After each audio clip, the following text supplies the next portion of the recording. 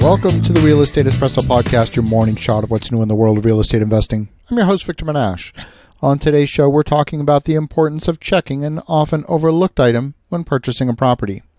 The question is, does the structure have all the required permits? Did it ever get a building permit? And were all the permits ever closed out?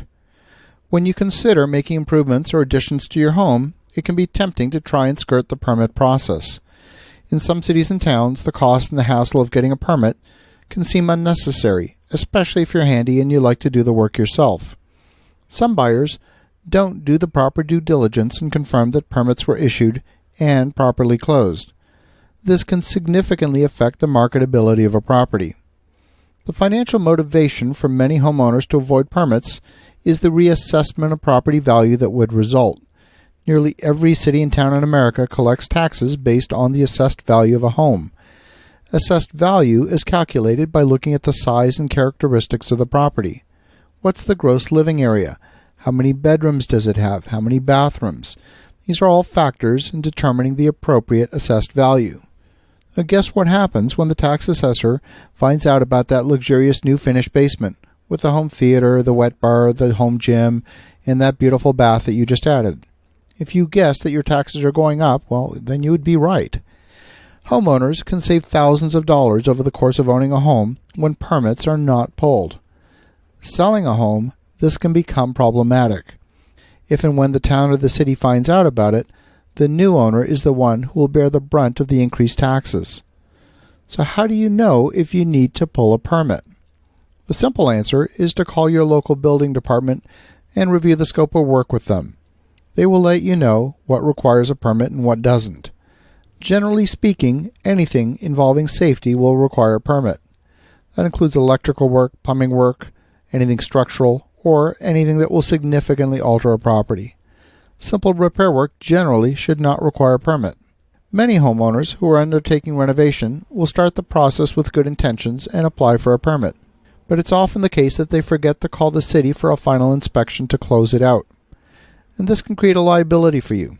For example, if you're performing electrical upgrades and don't complete the final electrical inspection, you can bet that your insurance company will argue that the unauthorized and incomplete electrical work was to blame for your insurance claim, and therefore the insurer is exempt from paying the claim. One of the most famous examples is the Sagrada Familia Cathedral in Barcelona. This famous cathedral is still under construction after 137 years. This landmark gets about 4.5 million visitors a year.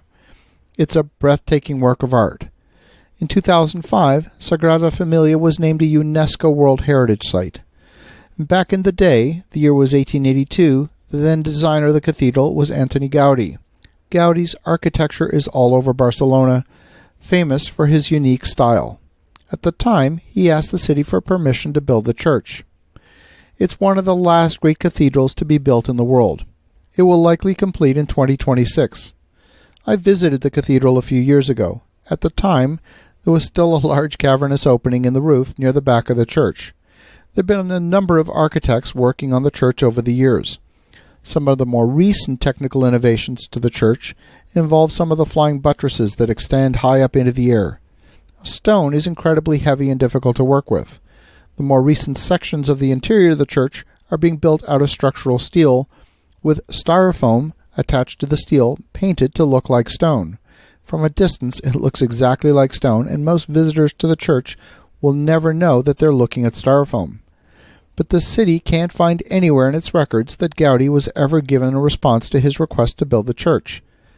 The initial permit fee imposed by the city included penalties and interest dating back 137 years. Needless to say, the price tag was enormous. That was eventually negotiated down to 4.5 million euros, still a huge price to pay. One of the other risks of not pulling permits is getting sued later on down the road by the buyer who purchases your home. Unfortunately, we live in a pretty litigious society where people are always looking for someone to blame. When you don't pull a permit and something tragic happens years down the road, who do you think they're going to come after?